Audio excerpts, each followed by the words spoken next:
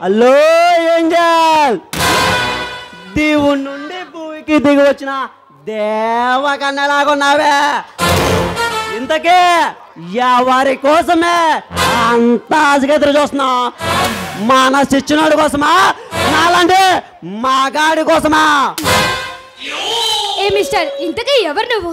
నీలాంటి అందమైన అప్సరసలే అనుగించే అదృష్టవంతుని ఈ వైజాగ్ హీరోని గాజువాగా గౌరీనే. నీలాంటి ఈడియట్లని రోజుకొకరిని చూస్తూ ఉంటాను. ఇలాంటి రాజకీయాలకి రోజుకొకరికి బుద్ధి చెప్తూ ఉంటాను. ఊరికే వెళ్తాం పండు బేబే. నువ్వు నేను మంచి వయసులో ఉన్న ఈ గంట సమయాన్ని ఎంజాయ్ చేసేద్దా.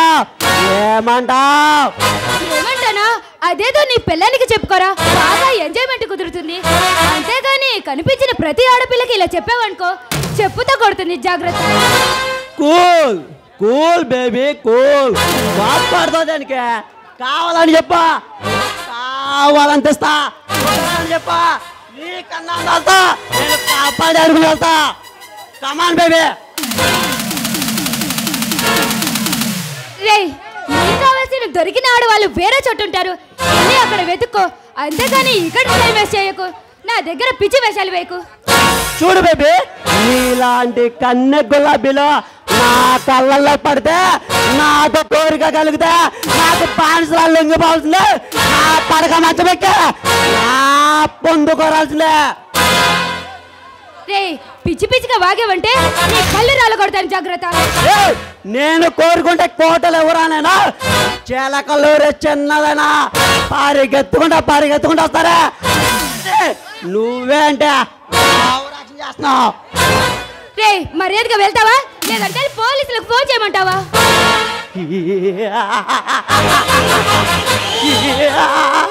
పోలీసులుగా అయితే రమ్మనివే.